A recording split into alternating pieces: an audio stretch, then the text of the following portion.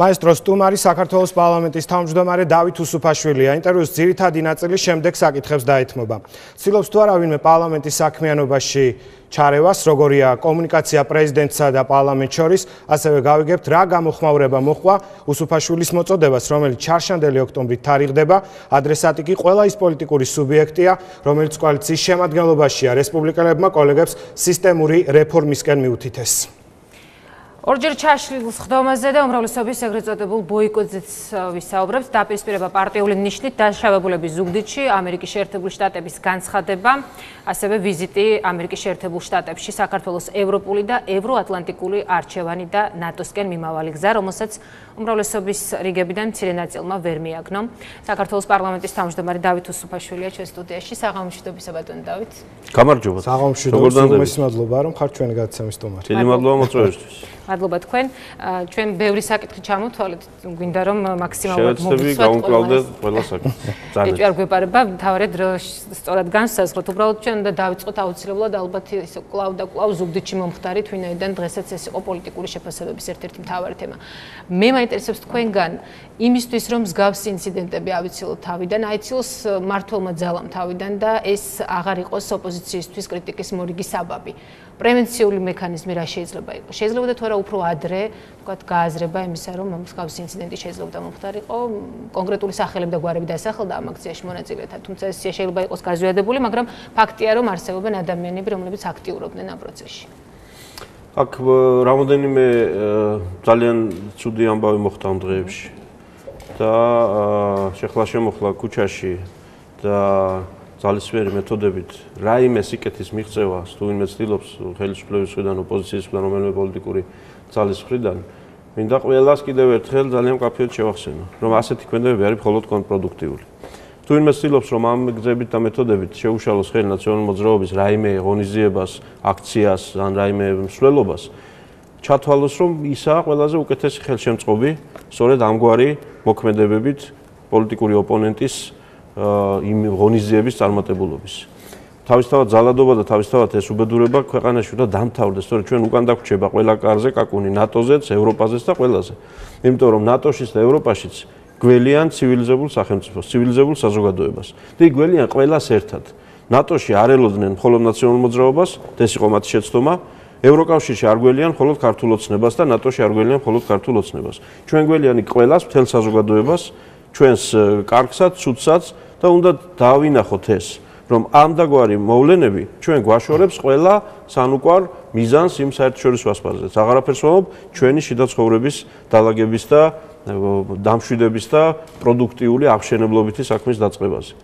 რაც შეეხება მეორე თემას, ეგრეთ წოდებული ფილმის ჩვენების, არ ვიცი, კასკადს, აქ მოზარდებთან დაკავშირებით მე არ მგონია, რომ აქცენტი უნდა გაკეთდეს მხოლოდ იმაზე, მოზარდებს ვინმე მაჩვენა თუ არა ძალადობრივი ან სხვა ისეთი შინაარსის შემცველი კადრები. ეს რა თქმა უნდა დიდი უბედურებაა, მაგრამ არანაკლები უბედურებაა თუ ვინმე მოზარდები რაღაცა რესურსის, ადმინისტრაციული თუ სხვა რესურსის გამოყენებით სადმე წაიყვანა. პოლიტიკურ ღონისძიებაზე. თუნდაც ამ ფილმში ყოფილიყო ყველაზე უფრო კარგად დავარცხნილი და იმ სხვა შინაარსისგან, ასე ვთქვათ, დაცლილი პოლიტიკური ღონისძიება, რომელზეც ვთქვათ, მოზარდებს ვინმე ასე ორგანიზებულად წაიყვანს და მოიყვანს და ასე შემდეგ. ეს არის დაუშვებელი ამბავი, ის რომ ეს აღარ განმეორდეს საჭირო ამ თემის, რაც შეიძლება სწრაფად გარკვევა და გარკვევა არა პოლიტიკური, ასე ვთქვათ, ჟივილხივილის ფონზე, არამედ ძალიან სკრუპულოზურად ჟურნალისტების მხრიდან, სამინისტროს მხრიდან, განათლების მინისტრმა გააკეთა ეს განცხადება,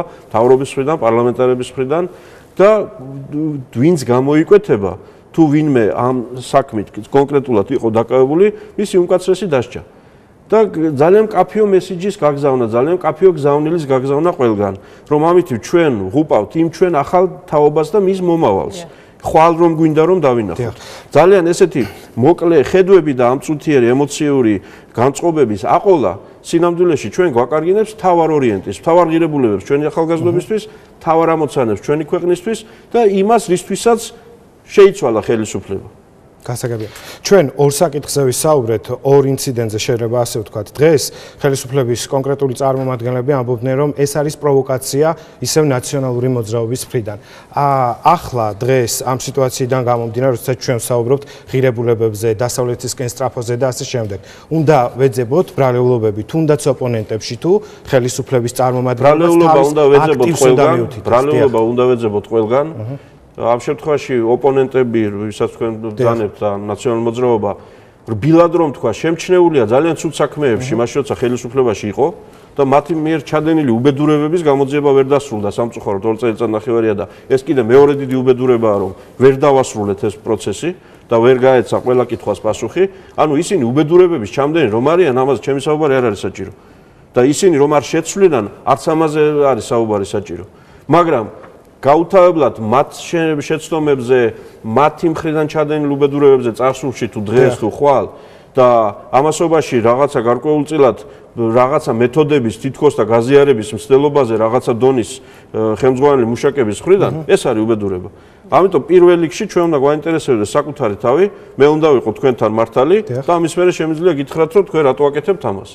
ამიტომ ხელისუფლება ვალდებულია ყველაზე უფრო უკანასკნელ კრიმინალთანაც კი ურთიერთობაში იყოს მართალი.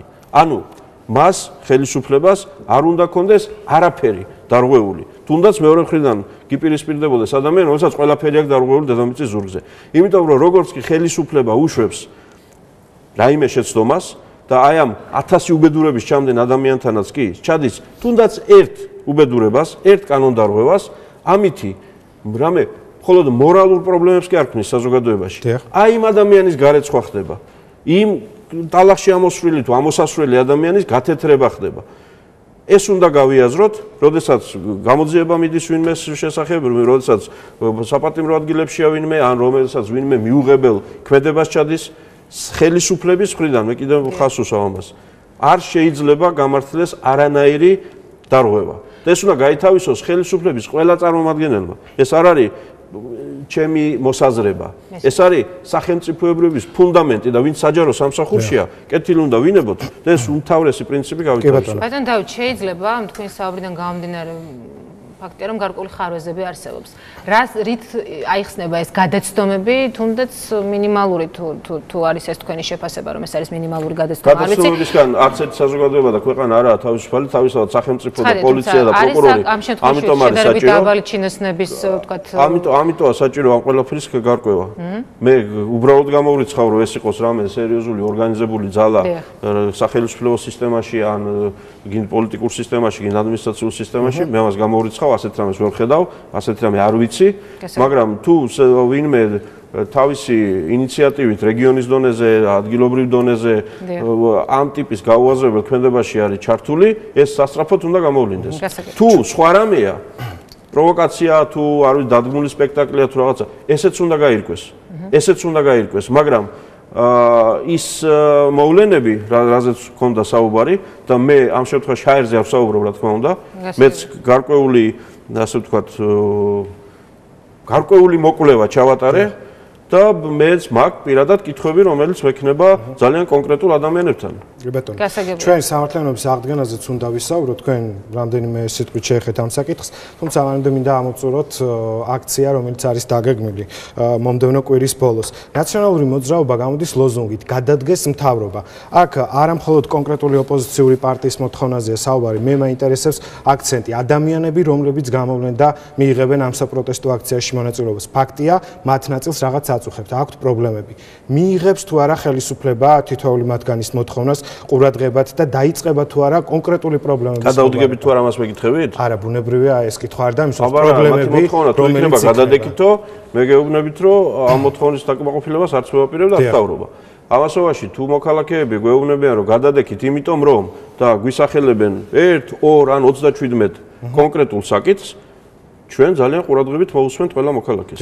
და თუ დავეთანხმებით და თუ ჩავთვლით, რომ ეს მოთხოვნები თუ ეს წუხილები არის სწორი, შევეცდები იმ წუხილების ზე პასუხის გაცემას და არა გადადგომას. ახლა ეს ძალიან მნიშვნელოვანი ამბავია, რომ ყველა მოქალაქე, ვინც არ უნდა იყოს და ვისაც არ უნდა უჭერდეს მხარს, არის პირნათელი სახელმწიფოსთან, მანამ სანამ ის არ არღვევს კანონს.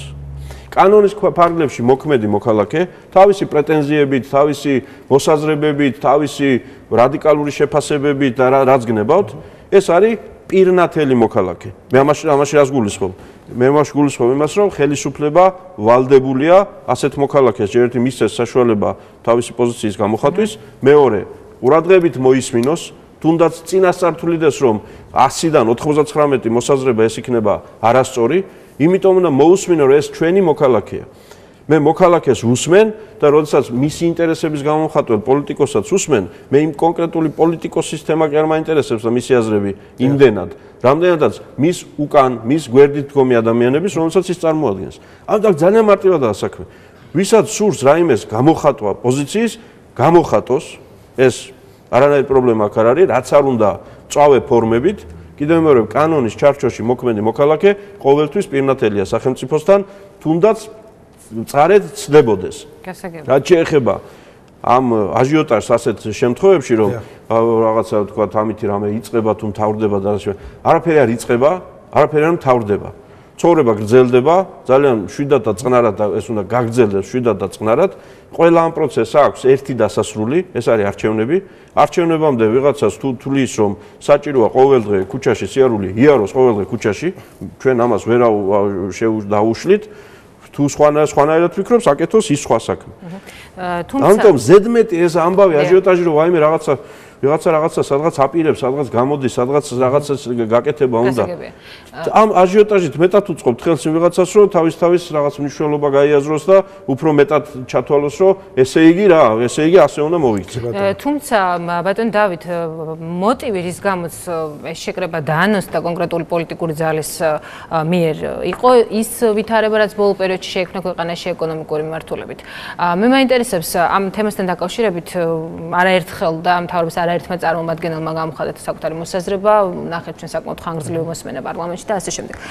თუმცა ფინანსთა მინისტრს ჰქონდა მაგალითად ასეთი შეფასება, რომ საერთოდ არ არსებობს ქვეყანაში ეკონომიკური კრიზისი, მას საკუთარი არგუმენტები აქვს ცხადია. მე მაინტერესებს თქვენგან, არა როგორც პარლამენტის თავმჯდომარისგან, როგორც მოქალაქე დავით უსუფაშვილისგან. როგორც მოქალაქე რამდენად იქეთ გადავჯდები და ასე ვილაპარაკე, როგორ გითხრათ მარტო მოქალაქე. რამდენად თუნდაც როგორც პარლამენტის თავმჯდომარე, როგორ ფიქრობთ, რამდენად მწავედ იგრძნო საქართველოს მოსახლეობამ თუნდაც ეროვნული ვალუტის კურსის რყევა, არ უწოდოთ ამას ეკონომიკური კრიზისი. მე ამ კითხვას ამიტომ რომ უწოდოთ, იცით როგორ არის? უწოდოთ, არ უწოდოთ, ახლა მთლად ესე მარტივად არ არის საქმე. ავიღოთ ჯანმრთელობის მდგომარეობა, ხო ყოფილა რომ ხან ზოგჯერ შეიძლება გამტრევთ, რაღაც ისე ვერ გძნობ თავს კარგად. მე არის რომ ხო გაციებული ვარ, მე არის რომ რაღაც ვირუსი მაქვს, მე არის რომ სიცხე გაქვს, მე არის რომ ჩაწექი ლოგინში. მე არის რომ ესე იგი კრიზისი რა არის, იცით? ხო იცით ამ შემთხვევაში აი ჯანმრთელობის თვალსაზრისით კრიზისი როდის არის. ესე იგი ორ ექიმს რო უკვე აღარ უჯერებ და მესამესთან გარბიხართ ან მეოთხეს ურეკავთ რომ მიშველეთ რამე რაცხა უბედურება გჭირს. აი ეგ არის კრიზისი. და თუ ამისთან რამეს ხედავს ვინმე ამ ქვეყანაში ეკონომიკაში, მაშინ ნუ არ ვიცი მეც დამანახეთ ეს ამბავი. ამ ლოგიკით ეს არის, ესე იგი ტანში გვამტრევს, ეს არ არის გაციება, არ არის ცუდი ამბავი, არ არის კარგი ამბავი, ტანში გვამტრევს. რატო გვამტრევს?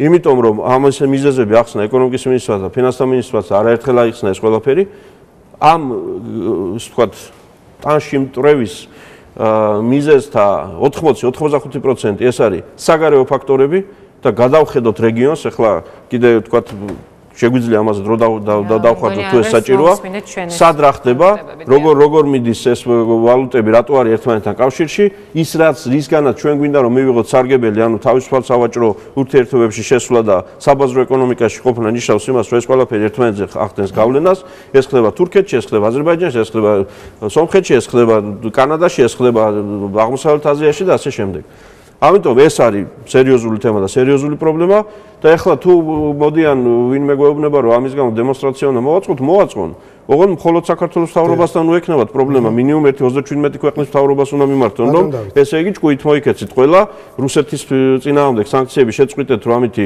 რუსეთის ეკონომიკა არ დაზარალდეს რომ ამან მერე არ გამოიწვიოს ეს ეფექტი სხვა ქვეყნებზე იმან არ გამოიწვიოს აქ და თუ ამ ის გაპროტესტება უნდა გამოვიდნენ თქვა ამაზე მაინც მოსმენას არ ვაკეთებ რომელიც აქციისთვის ემზადება გარკვეული დროის წინ მე გავახსენებ მაყურებელს და თქვენს თავისუფლებისთვის მიცემულ ინტერვიუს და ერთ-ერთ ესეთ შეფასებას ნაციონალური მოძრაობის გადარჩენა ქართული დემოკრატიის ამოცანა დღესაც ეს ფიქრობთ?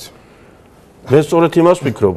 რომ ვინც ცდილობს ნაციონალური მოძრაობა გააქროს, გინდ ხელკეტით, გინდ კანონის არასწორი გამოყენებით, გინდ ლანძღვაგინებით, გინდ ესე იგი გულზე ჯიღის მცემით, ამით ნაციონალურ მოძრაობას აძლიერებს.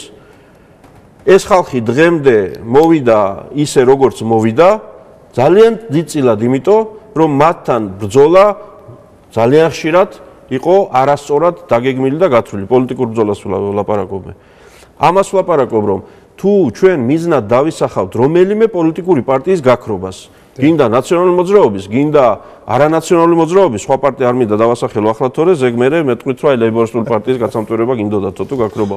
რესპუბლიკური პარტიის, აბატონო, ყველაზე ნათელი მაგალითი. რამდენი ცდილობს რესპუბლიკური პარტიის გაქრობას, რამდენს უნდა რომ აღარ ვარსებობდეთ. რამდენი ნიაღვარი მოდის სხვადასხვა ტიპის ხანბრალდების, ხანმხილების, ხან რაღაც უბედურების. პოლიტიკურად ეს რესპუბლიკური პარტიას მხოლოდ აძლიერებს. ამიტომ მივმართავ მე ყველას, ვინც ამითია დაკავებული რესპუბლიკური პარტიის განადგურებით, ამ ტიპზე გააგრძელეთ, ეს ამოცანა გქონდეთ, მაშინ ჩვენ მხოლოდ გავძლიერდებით. ეს არის პოლიტიკის კანონი. ამაზე ვლაპარაკობ მე ამ ინტერვიუშიც და ბევრგან სხვაგანაც, რომ თუ გინდა პოლიტიკური ოპონენტის დამარცხება, ის არ უნდა აქციო მნიშვნელოვან მოვლენად. მას არ უნდა მიაწერო იმის კეთებაც კი, რაც არც კი დასიზმრებია. რო ყველაფერს ისაკონტროლებს, რო ყველაფერში ის არის, რო ყოველი შემძლეა. და ბოლო-ბოლო ხალხი ზის და გიყურებს, რომ კი მაგრამ თუ ის არის ყოველი შემძლე, მაშინ რაღაც შენთან არ მინდა, იმასთან მივდივარ. ამაზე ლაპარაკი და ეხლა მე ძალიან ბევრ ისეთ თემაზე მალაპარაკებთ, რომელზე ლაპარაკიც არ ვარგა, იმიტომ რომ ესე იგი რაღაცა საიდუმლოებსაც გავცემ პოლიტექნოლოგიების და ასე შემდეგ, მაგრამ ეს ასეა და ეხლა რა ვქნა. თუმცა ამ კონტექსტში საინტერესოა ალბათ უნდა გავიხსენოთ პრემიერის განცხადებაც იგივე ნაციონალურ მოძრაობასთან მიმართებაში. მირაკლი ღარიბაშვილი უწინასწარმეტყველებდა ამ პარტიას რადარებიდან გაქრობას. მასაც ეკუთვნის პრემიერსაც თქვენი ეს განმარტება. უწინასწარმეტყველება როგორია, იცი, თუ განჭვრეთ სწორად, ესე იგი კარგი ხარ, მაგრამ წინასწარმეტყველება და პროგნოზები პოლიტიკაში, ფეხბურთში, ეკონომიკაში საკმაოდ უმადური საქმეა. ამიტომ ჯობია მე ჩემს კოლეგას და მეგობარს ირაკლი ღარიბაშვილსაც მიმართავ, საკუთარ თავსაც მიმართავ, რომ ჯობია ჩვენი გაკეთებული საქმეებით მეტად დავანახოთ საზოგადოებას ჩვენი უპირატესობა და ჩვენი სისწორე და ჩვენი ასე ვთქვათ საჭიროება ამ ქვეყნისთვის და ამითი უკეთესად მოხდება ვიღაცების გაქრობაც, რადარიდანაც ასვლა, პროცენტული ჩამონადენი, იმიტომ რომ ჩვენ ხო აქ ლაპარაკობთ სასრულ სიმრავლეზე. საქართველოს მოსახლეობა არის, აი მოცემულობა. ის ვერ იმატებს და ვერ იკლებს ჩვენი სურვილებიდან გამომდინარე. რაც მეტ ადამიანს მოვწონ ვარ მე, რაც მეტი ადამიანი თulis რომ ჩვენ სწორი რეფორმა ჩავატარეთ ჯანდაცვის სისტემაში. და უამრავი ადამიანია კმაყოფილი ამით, იმიტომ რომ სხვა ვერც კი იოცნებებდა გარკვეული ტიპის სამედიცინო მომსახურებაზე. ამაზე თუ გვექნება უკეთესი წინადადებები, ჩვენს მიერ გარემონტებული გზები თუ გაყვანილი აშენებული სახლები თუ მომატებული პენსიები თუ გათავისუფლებული ბიზნესი, გათავისუფლებული მედია და ასე შემდეგ და ასე შემდეგ. აი ამის კეთებით მოხდება რა? თუ წინაარჩევნებზე ხარს გვიჭერდა 57% და უკვე დაგიჭირა მან მხარი, ამან ავანსად მოგცა ხმა. ახლა ბევრს და კარგს რო გავაკეთებ, კიდე დამიჭერს ხარს 17% და ვის მოაკლდება ეს 17%? იმ ვიღაცას, ვისი რადარიდან გაქრობაც თუ დასუსტება ამოცანა. თუ პირიქით იქნება ეგ ამბავი. მე ვილაპარაკებ იმაზე, რომ ეხლა ამის დასასუსტებლად ვაკეთებ ამას. და არა შენ, ჩემო ძვირფასო მოქალაქე, შენს გასაძლიერებლად პროცესი წავა პირ უკუ. გასაგებია. მოდით დავასრულოთ ეს თემა და გადავიდეთ საკითხზე, რომელიც საკმაოდ მნიშვნელოვანია ალბათ ქართული ოცნების ამორჩევლისთვისაც და თავად ამ პოლიტიკური ძალისთვისაც, ვინაიდან ერთ-ერთი მთავარი დაპირება იყო და ასევე ამორჩევლის ერთ-ერთი მთავარი მოლოდინიც სამართლიანობის აღდგენის პროცესი წოდებული პროცესი. პრემიერს მოუხდა ცოტა ხნის წინ რომ დაეანონსებია ამ პროცესის გააქტიურება, აქტიურ ფაზაში გადასვლა. პროკურატურამ შექმნა სპეციალური დეპარტამენტი ამ მიმართულებით საქმეების გამოსაძიებლად. კონკრეტული ნაბიჯები გადაიდგა, თუმცა მუდმივად ამ პროცესში მაინც ისმის კითხვის ნიშნები და ეჭვები იმის თაობაზე, რომ პროცესი გაეჭიანურდა, ასე ვთქვათ. თქვენი შეფასებით, რა იყო ამის მთავარი მიზეზი? გასაგებია, რომ შესაძლოა ყველაფერი სწრაფად ვერ მომხდარიყო, თუმცა 2 წელი ხშირად ისმის ხოლმე ეს არგუმენტიც, რომ არ იყო საკმაოდ მცირე დრო იმისთვის, რომ კონკრეტული ნაბიჯები გადადგმულიყო. გაჭიანურდა თუ არა პროცესი და რა იყო ამის მიზეზი? პირველი ჩემი აზრით ტერმინი იყო ცოტა არ იყოს არასწორად შერჩეული სამართლიანობის აღდგენა. იმიტომ რომ სამართლიანობის აღდგენაში და ამ ტერმინში მე ინდივიდუალურად ყველამ ჩვენი რაღაც ვიგულისხმეთ, ხო? თქვენ შესაძლოა 5 წლის წინ ბინად წაგართვეს. თქვენ შესაძლოა ციხეში იყავით და ამას თვლით რომ უსამართლო იყო. მე კიდე 15 წლის წინ რაღაცა ხდებოდა და ასე შემდეგ და ასე შემდეგ. ანუ ყველა ჩვენგანმა წარმოვიდგინეთ ჩვენი კონკრეტული ამოცანები და ამას დაუკავშირეთ. თუ ეს არ გაკეთებულა ჯერ, ესე იგი სამართლიანობა არ დღენილა, არ გასწორებულა არაფერი. ამიტომ აქ იყო ძალიან მნიშვნელოვანი ამ საქმეში გარკვევა, იმიტომ რომ ნომერი პირველი ამოცანა ჩვენი ხელისუფლების იყო და რჩება სამართლიანობის დამკვიდრება. იმიტომ რომ სამართლიანობის დამკვიდრების გარეშე ვერაფერს ვერ აღადგენ გუშინდელს სამართლიანად. თუ სისტემა არ აწყე ისეთი, რომელიც დღეს აღარ უშვებს ამ ტიპის შეცდომებს, ამ ტიპის გადაცდომებს, არ ხოცავს ხალხს ქუჩაში, არ ართმევს საკუთრებას, არ იჭერს ადამიანებს თავისუფალი აზრის გამოთქმის გამო, არ აწიოკებს მედიას, არ აკეთებს იმას, რაც კეთდებოდა, მაშინ ამ ტიპის დანაშაულებს გუშინ და გუშინ წინ ჩადენა, რა თქმა უნდა, ვერ გამოიძიებ, ვერ გააკეთებ. ამიტომ სამართლიანობის დასამკვიდრებლად და იმ სისტემების და ინსტიტუტების ასაწყობად, რომელსაც ეს უნდა გააკეთოს, იმიტომ რომ პარლამენტში კანონის მიღება ძალიან მარტივია. იმ თვალსაზრისით, რომ აი მე და თქვენ რაღაცა ჭკვიანურს მოვიფიქრებთ და გადავიტანთ ქაღალდზე და მე ავწევთ ხელს. მაგრამ ამითი რეალური ცხოვრება ხომ ჯერ ვერ იცვლება. რეალური ცხოვრება უნდა შეცვალონ ძალიან კონკრეტულმა ორგანოებმა და ინსტიტუტებმა და ადამიანებმა, რომლებმაც ეს უნდა გამოიძიონ, აღადგინონ, გააკეთონ და ასე შემდეგ. ამიტომ პირველი და მთავარი ასე ვთქვათ, ხარვეზი ამ პროცესში იყო ის, რომ ჩვენ ეს უკეთ უნდა განგვემართა საზოგადოებისთვის, რა ეტაპები უნდა გაგვევლო იმისთვის, რომ შემძლე გამختارიყავით ყოველ კონკრეტულ კითხვაზე კონკრეტული პასუხი გაგვეცა. ახლა დღევანდელი მდგომარეობით საქართველოს მთავარი პროკურატურა ამბობს, რომ მათ შეისწავლეს ყველა საქმე. ყველა განცხადება, რაც იქ იყო შეტანილი და დაფიქსირებული. შეისწავლეს და გაერკვნენ ვითარებაში. ეს ძალიან მნიშვნელოვანი იყო, იმიტომ რომ თუ დაიწყებოდა ამ საქმეების მოგვარება, ასე ვთქვათ, და განხილვა ინდივიდუალურად, დავიწყეთ თქვენით, ჯერ აქ ვარ მე ფოკუსირებული, მერე მოიცა თქვენთვის, მერე მოვიცლი, ან მერე იქეთ გადავალ მესამე, მეოთხე, მეშვიდე, მეცხრე, ამით შეიძლება მიგვეღო დიდი უბედურება. დიდი უბედურება, იმიტომ რომ თუ ჯამში სახელმწიფოს მხრიდან წმინდა ფინანსურად და ქონებრივად ამ საქმეების მოგვარება სჭირდება რაღაც გარკვეული თანხა, ჩვენ უნდა ვიცოდეთ, საიდან მოდის ეს თანხა. იმიტომ რომ ეს თანხა მოდის დღევანდელი მდგომარეობით ჩემი ჯიბიდან, თქვენი ჯიბიდან, სხვისი ჯიბიდან, ხო? იმიტომ რომ ეს სადღაც სკივრებში გადანახული არ დაუტოვებია იმ ხალხს, ვინც ეს ზარალი მიაყენა კონკრეტულ მოქალაქეებს. მე საკმაოდ იმედიანად ვარ განწყობილი იმ პროცესისადმი, რაც ახლა პროკურატურაში დაიწყო.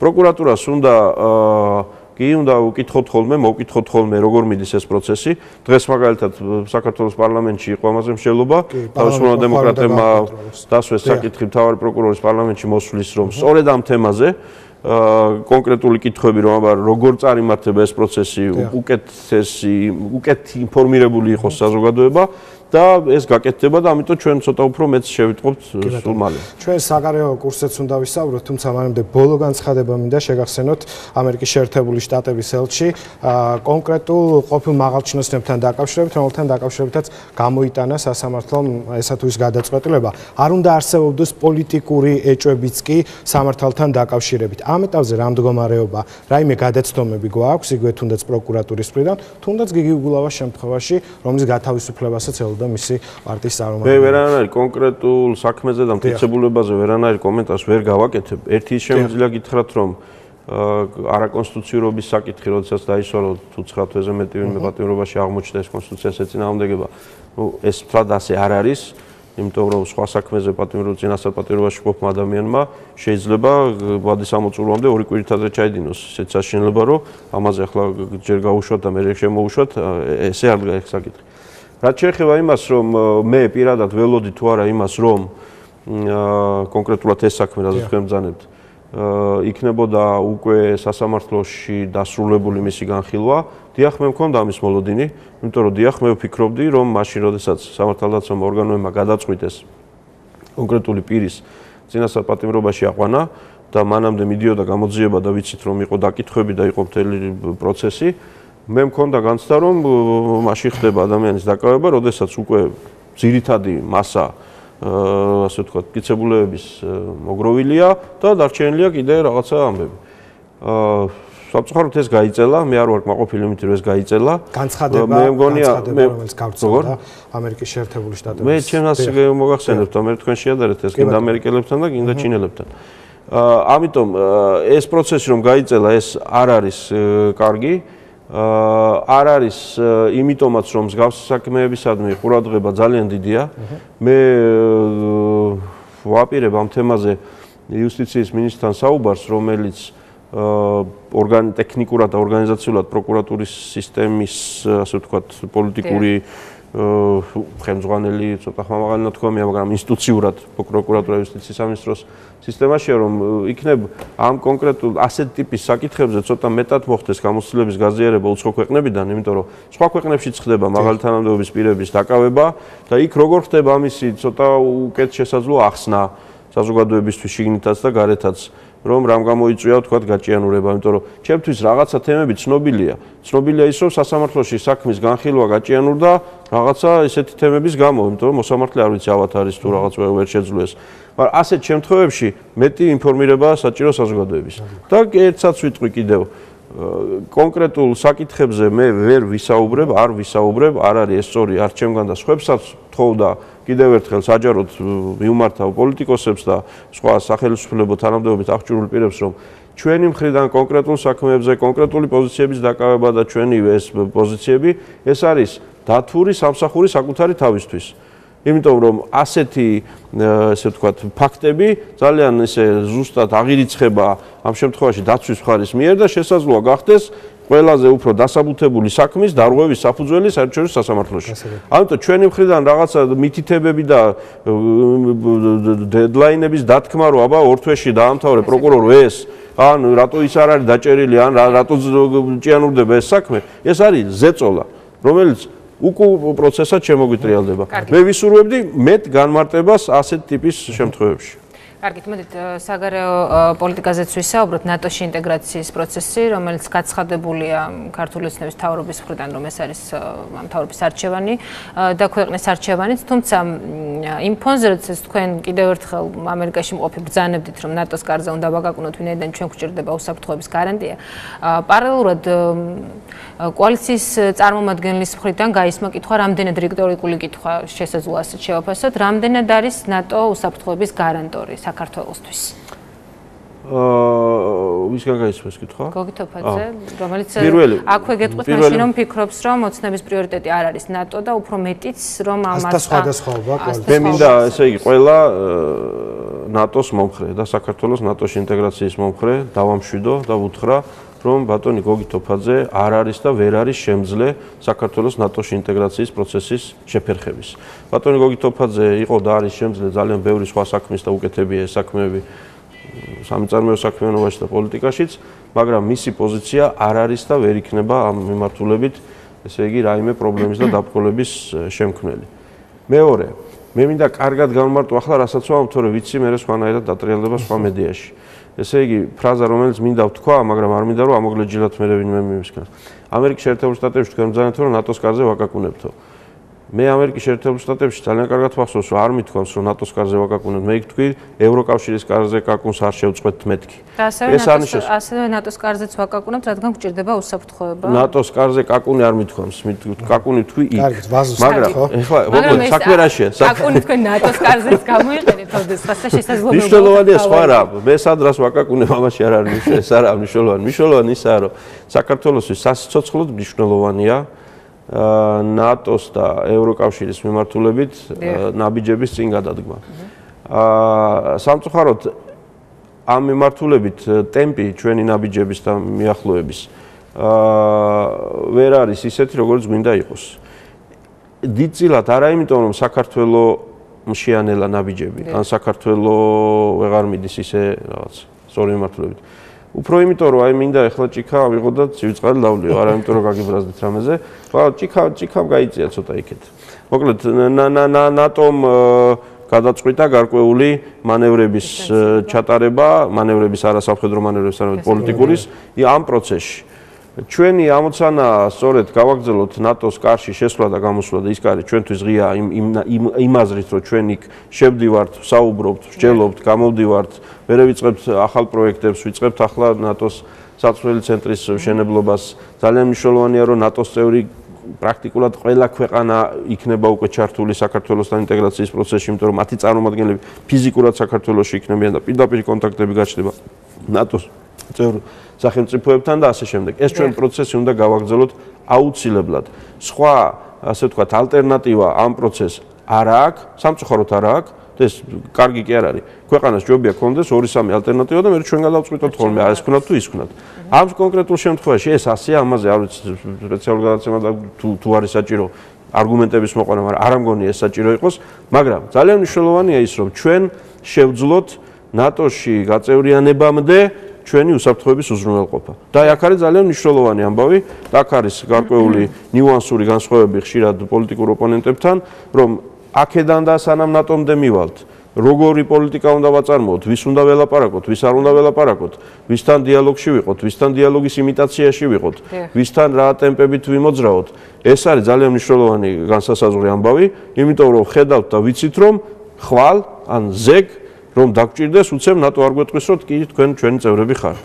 ამიტომ არის საჭირო უსაფრთხოების მექანიზმების გამყარება, პირდაპირ ურთიერთობების გზით, უშუალო მეზობლებთან, მათ შორის ისეთ მეზობელთან, რომელთანაც ეს ურთიერთობა შეიძლება ისეთი ინტენსიური არ ქონდა, მაგალითად ირანთან, ძალიან მნიშვნელოვანია ჩვენი საგარეო პოლიტიკური ვექტორების გამრავალფეროვნება, რომ ქონდეს ძალიან ესეთი მყარი გარანტიები. ამერიკის შეერთებულ შტატებთან ჩემ მთავარი სათქმელი იქ ყოფნის დროს იყო ორი. პირველი, ქვეყანას ჭირდება ეკონომიკური დახმარება. თუ ჩვენი ეკონომიკა ვერ დგას მყარად ფეხზე. თუ ჩვენ ვერ ვაწარმოებთ იმდენს, რომ გაუმკლავდეთ ჩვენ სოციალურ საჭიროებებს და ჩვენ თავდაცვის და უსაფრთხოების საჭიროებებს. მაშინ მთელი ეს ყველაფერი დაგვრჩება ძალიან ისეთ ლამაზ ოცნებად და ამაში გვჭირდება დახმარება. ჩვენ მადლობელი ვართ ამერიკის შეერთებულ შტატების, რომელიც გვეხმარება პრაქტიკულად ყველა სფეროში. ძალიან სერიოზული პროექტებით, მაგრამ აშკარად მეტი გვჭირდება და ჩვენი სტრატეგიული თანამშრომლობის შინაარსი სინამდვილეში უფრო მეტს გულისხმობს და მოიცავს და გვინდა რომ ეს მივიღოთ. და მეორე, იმ პირობებში და იმ ვითარებაში, როდესაც ნატო როგორც ასეთი, ანუ ერთიანი ორგანიზაცია, არის იმაზე უფრო ნელი ჩვენთან ინტეგრაციის პროცესში, ვიდრე ჩვენ ეს გვინდოდა და თავათაც წარმოედგინათ, ასეთ ვითარებაში ნატოს წამყვანი ქვეყანა ამერიკის შეერთებული შტატები ინდივიდუალურად, ანუ ორფრივი ურთიერთობის კონტექსტში მეტად უნდა გააქტიურდეს. ჩვენ ამაში გვაქვს მხარდაჭერა ორივე პარტიაში ამერიკის შეერთებულ შტატებში, თუმცა პარტიებს შორის რესპუბლიკაში, დემოკრატებში მოგესალმებით არის გარკვეული განსხვავებები. ჩვენ ვალდებული ვართ ორივე მიმართულებით კონდეს აწყობილი დალაგებული ურთიერთობა და ეს გვაქვს. და ამ ურთიერთობების გამყარებას შევეცდებით კიდევ. როგორც პროდიუსერმა ტყობინებს რაღაც 6 წუთი დაგვრჩა და მე რამდენიმე საკითხი მოვასწროთ. რიგი სამიტი ვიზა ლიბერალიზაციის კუთხით რა მოლოდინები არის ბუნებრივია არა მხოლოდ პოლიტიკურ კონტექსტში, სოციალურ მიმართულებითაც ვიზების საკითხი არის მნიშვნელოვანი. რას ველოდებით რეალურად გადამეტებული რაღაც შეხედულებები და მოლოდინები რა აქვს? გარკვეული აჟიოტაჟი გამოიწვია ტერმინოლოგიურმა საკითხებმა, იქ პოლიტიკური გადაწყვეტილება იქნება, ტექნიკური იქნება, ასეთი იქნება, ისეთი იქნება. ამ დეტალებში ჩავსვლათ, მინდა გითხრათ, რომ რიგი 3-ზე იქნება მიღებული საქართველოს წინსვლის გადაწყვეტილება ვიზა ლიბერალიზაციის საკითხში, ანუ იმ საკითხში, რომ ჩვენ შევძლოთ ევროპულ ქვეყნებში, შენგენის ქვეყნებში უვიზო მიმოსვლა, რაც გასაგებია, რას უკავშირდება, მხოლოდ გასართობად წინ დაუკანსიერულზე არ არის საუბარი, აქ არის ძალიან ბევრი სხვა რამეზე, განათლება, სამუშაო, ბიზნესის წარმოება და ძალიან ბევრი სხვა რამ. რიგი 3-ზე იქნება მორიგი ნაბიჯი წინ. ახლა ეს მორიგი ნაბიჯი წინ იქნება ისეთი, რომელიც ჩვენ შეგვაძლებინებს თქვათ, რომ 8 თვეში იქნება ვიზები გაუქმებული თუ 11 თვე ნახევარში თუ 13 თვესა და 4 დღეში. ეხლა ამაზე მე ვერ ვიმსჯელებ და არც უნდა ვიმსჯელო და არც არის სწორი. თავარი ისაა, რომ ჩვენ ევროკავშირის ყველა ქვეყანასთან მუშაობთ ინდივიდუალურად. გარდა იმისა, რომ მუშაობთ ბრიუსელში, თავად ევროკავშირის ერთიან სტრუქტურებში, კომისიაში და ყველა სხვა ორგანოში. მუშაობთ ევროკავშირის წევრ ყველა ქვეყანასთან, განსაკუთრებით იმ ქვეყნებთან, რომელთა პოზიცია ამ საკითხში არის მნიშვნელოვანი, იმიტომ რომ თავად არიან შენგენის წევრები, მაგრამ ახლა დიდი ბრიტანეთი რადგან არ არის შენგენის შეთანხმების წევრი, ამიტომ მათთან არ მუშაობთ, ეგრე არ არის. მუშაობთ.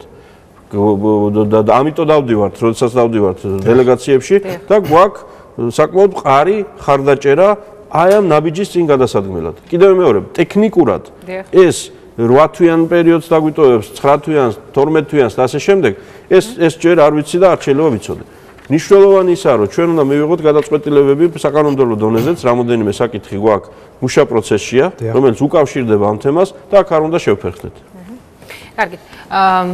ვისაუბრეთ მაშინ ძალიან მოკლედ თქვენი განმარტებები ჩვენ ვცლად საკმაოდ მოსმენილი გვაქვს რიგარეშე სესიასთან მიმართებაში, თუმცა ამ შემთხვევაში მაინტერესებს პრეზიდენტის გამოსვლის თაობაზე 31 მარტს შედგება გიორგი მარგველაშვილის მოხსენება და ეგ მოკლედ მოვახერხოთ და ვინაიდან მაინც ისმის ხოლმე, როდესაც თუნდაც რიგარეშე სესიასთან მიმართებაში იყო გარკვეული შეფასებები, მაინც ისმის ხოლმე კითხვა რა ტიპის ურთიერთობა არსებობს სახელმწიფო შტოებს შორის ბალანსი რამდენად არის დაცული პარლამენტი და პრეზიდენტი როგორ კომუნიკაციაში არიან.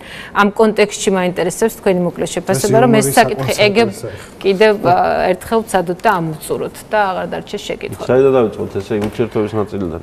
დიახ. მე ვერ წარმოვიდგენ იმაზე უფრო საქმიან და ნორმალურ ურთიერთობებს, რაც მე მაქვს საქართველოს პრეზიდენტთან, ვერ წარმოვიდგენ იმაზე უფრო ნორმალურ და საქმიან ურთიერთობებს, რაც მე მაქვს საქართველოს პრემიერ-მინისტრთან, ვერ წარმოვიდგენ იმაზე უფრო ნორმალურ და საქმიან ურთიერთობებს, რაც მაქვს საკონსტიტუციო სასამართლოს თავმჯდომარესთან, ასევე მექნება უზენაეს სასამართლოს მომავალ თავმჯდომარესთან და ასე შემდეგ. ამიტომ ამ თვალსაზრისით საქართველოს პარლამენტს ის თავმჯდომარეს არ აქვს არანაირი პრობლემა, ანუ ნული პრობლემა რაიმე ტიპის ურთიერთობის, როცა საქმე ეხება საქმეს, ან როცა საქმე ეხება ელემენტარულ ადამიანურ ურთიერთობებს. ამიტომ ეს თემა არ ვიცი. სვანაერთ როგორ გითხრათ მე არის. რაც შეეხება კონკრეტულ ამბობს, დიახ, დღეს საქართველოს პრეზიდენტთან ესე იგი ორ მნიშვნელოვან საქმეზე შევთანხმდით.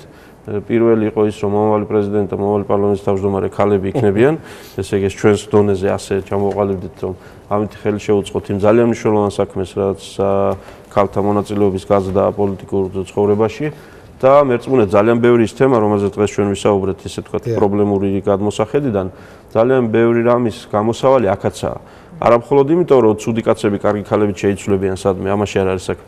აქ საქმე იმაშია, რომ მეტი სოლიდარობა გაჩნდება, მეტი ესე ის გაჩნდება, ასე ვთქვათ, ურთიერთგაგება საზოგადოებაში და მე დარწმუნებული ვარ, ქალთა მონაწილეობის გაზრდა პოლიტიკურ ცხოვრებაში, საზოგადოებრივ ცხოვრებაში ეს იქნება ძალიან დიდი შვება ბევრი მიმართულებით.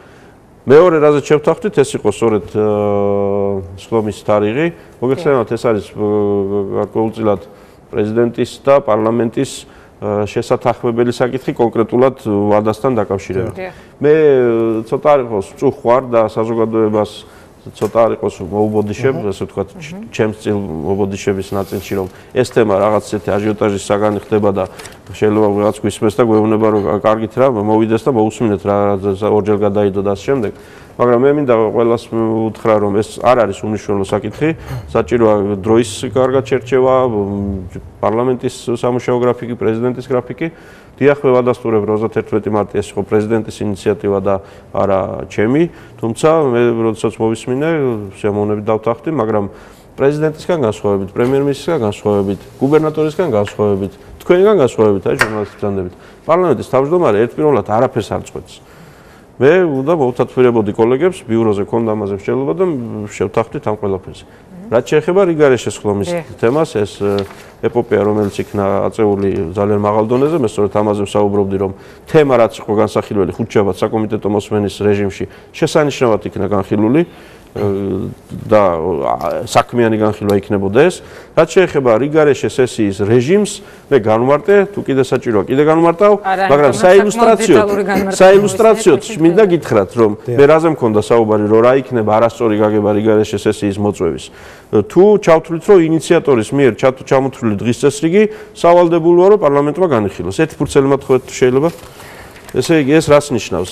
აი 42 პარლამენტის წევრს, ვინც მოითხოვა სხდომის ჩატარება ერთი წელი დღის წესრიგით და მე როგორც პარლამენტის თავმჯდომარეს კონსტიტუცია გვანიჭებს ერთ და იგივე უფლებას ამ ნაწილში. მეც შემიძლია იგივე მოვითხოვო. ანუ მე რა შემიძლია ახლა იცით თქვენთან ერთად? ჩამოვწერო 2, 3, 27 საკითხი. და დავთავში დავაწერო საქართველოს პრეზიდენტს, ვთხოვთ 31 მარტს, თუმცა ის უნდა მობრძანდეს, რომ მოიწვიოთ სხდომა აი ამ დღის წესრიგით და მოვაწერო ხელი. და მე თუ აქ ხელს მოვაწერ იმ გაგებით, რასაც ოპონენტები გვეუბნებოდნენ, რომ აუცილებლად უნდა ჩამოხვიდეთ, აუცილებლად უნდა განვიხილოთ ეს საქმე. მაშინ მთელი პარლამენტი უკვე ამ ჩემი ხელმოწერით ვალდებულია ჩამოვიდეს და სანამ 27 საკითხს არ განიხილავს და არ ამოწურავს, მანამდე ვერანაირ სხვა საკითხზე ვერ გადავიდეს. სწორი იქნება ეს, ასე გაგება, რომ აი ახლა მე და თქვენ გადავწყვიტოთ პარლამენტის მომავალი მუშაობის მთელი გრაფიკი. ამაზეა საუბარი, მეტი არაფერზე, ამიტომ რიგარე შესაძლებლობებიც მოწვეულა ამ პარლამენტში, კიდე იქნება ალბათ საჭიროება და მოვიწვევთ. თემებიც იქნება, რომელიც გაახილვა ასეთ რეჟიმში იქნება, მაგრამ კონსტიტუციას, კანონებს ჭირდება სათანადო გაგება, პოლიტიკოსები იმიტომ ვართ, რომ პოლიტიკა ვაკეთოთ, ზოგჯერ ხმაურიანი, ზოგჯერ ნაკლებ ხმაურიანი, ზოგჯერ კულუარებში, ზოგჯერ საჯაროდ, ეს არის ცხოვრება პოლიტიკოსის, მაგრამ ახლა ვიღაცა თუ მოინდომებს, რომ აქამდე აწიოს ეს თემა და ნუ აწევს, ახლა ვერ გავყვებით ამ პროცესში. საქმიან ურთიერთობებში კი ბატონო მზად ვართ ყველა ფორმატში, ყველასთან ურთიერთობაში. დიდი მადლობა, რომ ხართ ჩვენი გადაცემის თითქმის ყველა საკითხი ამოწურეთ. დიდი მადლობა. მადლობა. კარგად